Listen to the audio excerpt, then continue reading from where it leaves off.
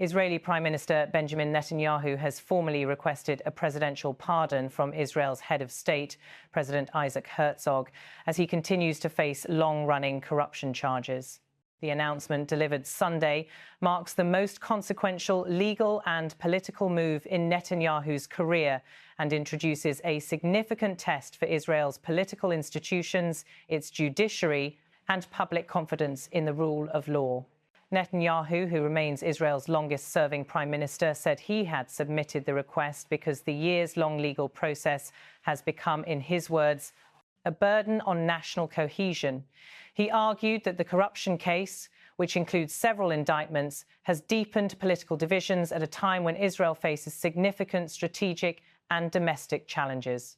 In a public statement delivered in Hebrew, Netanyahu declared, "The state of Israel faces immense challenges and, alongside them, extraordinary opportunities.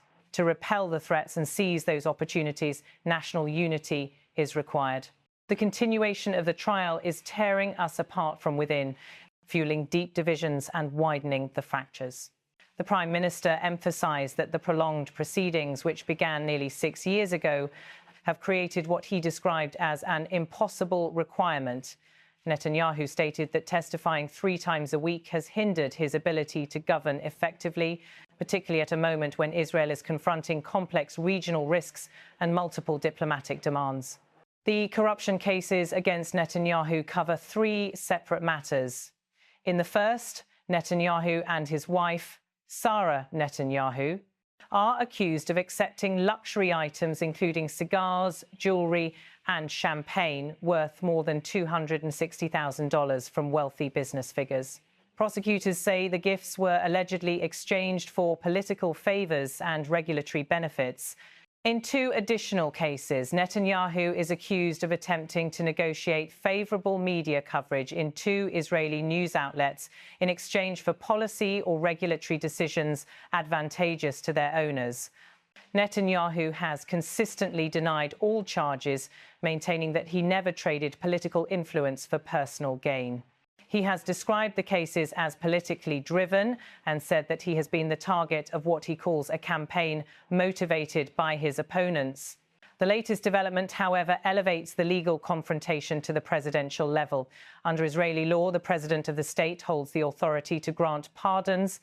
Netanyahu's decision to directly request intervention from President Isaac Herzog shifts the political and legal burden to the presidency, an office intended to remain above partisan rivalry. As the Prime Minister announced the request, political reactions emerged quickly. Supporters of Netanyahu argued that the trial has overshadowed national priorities, while critics said a pardon would undermine the integrity of the judiciary and set a dangerous precedent. In a separate recorded statement released through Netanyahu's official social media channels, he offered additional justification. In his words, "My lawyers submitted a request for a pardon to the President of the state today. I expect that all those who place the good of the country above all else will support this step." He further referenced the position of US President Donald Trump, saying, "I took into account President Trump's repeated appeals to the President of the state. President Trump has called for the immediate termination of the trial so that I can, together with him, further advance vital interests shared by Israel and the United States." The reference to President Trump reflects a new dimension of the case, highlighting direct American interest in Netanyahu's political stability during a period of increased coordination between Washington and Jerusalem. The comments also underscore the geopolitical backdrop in which the legal proceedings have unfolded. The footage accompanying Netanyahu's statement shows him speaking in a controlled setting, delivering the messages calmly and directly to the camera. A later segment shows the Prime Minister arriving at a courthouse in Tel Aviv for a hearing related to the corruption trial. The video depicts Netanyahu exiting a vehicle and walking toward the courthouse entrance, accompanied by security personnel and advisors. These courthouse scenes underscore the central reality of Netanyahu's situation. Despite serving as head of government and managing Israel's foreign and domestic policy, he has continued to participate regularly in trial hearings that have stretched over multiple years. In one segment recorded on October 15th, Netanyahu is shown arriving once again at the courthouse. Multiple camera angles capture his arrival from left to right as he steps out of a vehicle and walks inside the building. The footage, released by the Israel Pool, visually reinforces the ongoing nature of the legal process and the routine presence of the Prime Minister at trial proceedings. Beyond the Prime Minister's statements, public reaction has been swift and visible.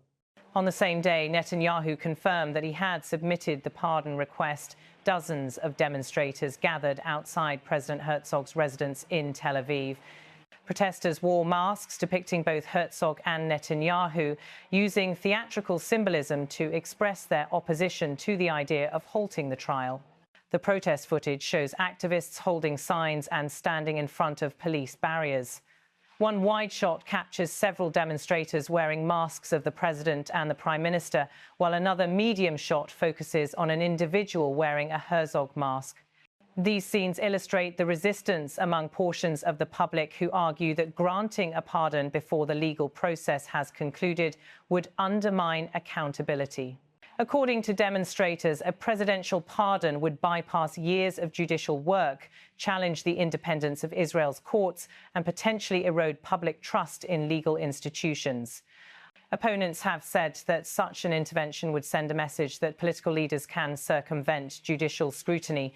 The events of this week follow years of legal, political, and parliamentary developments linked to Netanyahu's corruption cases.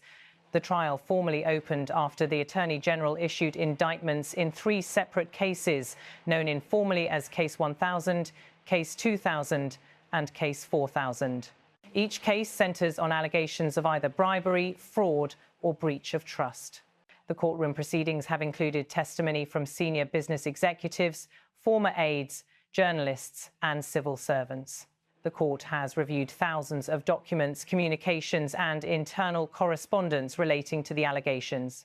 Despite the extensive evidence presented by prosecutors, Netanyahu has maintained that all his actions were lawful and that he acted in Israel's national interest. As part of his legal strategy, Netanyahu has repeatedly argued that the investigations were shaped by political motives. His legal team has sought to challenge the credibility of witnesses and the interpretation of communications that prosecutors claim show wrongdoing. In recent months, the pace of the trial intensified as more testimony was scheduled.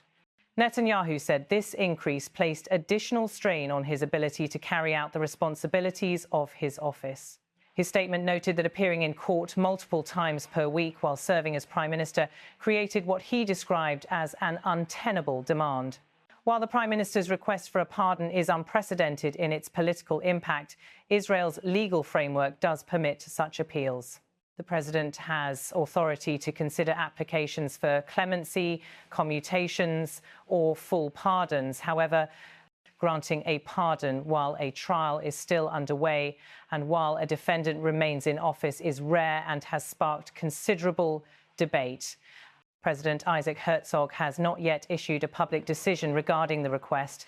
His office has acknowledged receipt of the application but has not indicated a timeline for reviewing it. Legal advisers to the presidency are expected to examine the request, assess precedents, and consider broader national implications before issuing any response. For many Israelis, the issue raises fundamental questions about equality before the law, judicial independence, and the balance between political leadership and accountability. Supporters of Netanyahu say the prolonged trial is destabilizing the country and consuming national attention at a critical moment. Critics argue that halting the trial would undermine the rule of law and weaken public trust in government institutions. The debate also highlights the political polarization that has shaped Israeli public life in recent years. Pro-Netanyahu factions view the trial as an obstacle to effective governance and national unity. Opposition groups see it as a crucial test of democratic norms. Meanwhile, Netanyahu continues to serve as Prime Minister and manages Israel's foreign relations, security strategy, and domestic challenges. His office remains active in regional diplomacy, economic policy, and security matters. Supporters say this underscores the need for stability in leadership, while critics argue that legal scrutiny is essential regardless of a leader's workload. The involvement of US President Donald Trump, as cited in Netanyahu's statement, adds an international dimension to the situation. Netanyahu said he considered Trump's appeals when deciding to submit the request. The comment highlights the close relationship between the two leaders and the strategic coordination between their governments. In the second soundbite released by Netanyahu, he said, "I took into account President Trump's repeated appeals to the president of the state. President Trump has called for the immediate termination of the trial so that I can, together with him, further advance vital interests shared by Israel and the United States."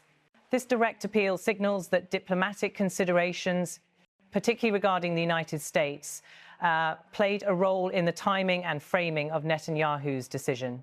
As the legal and political debate continues, Israeli society remains divided. The protests outside the president's residence underscore ongoing public engagement with the issue.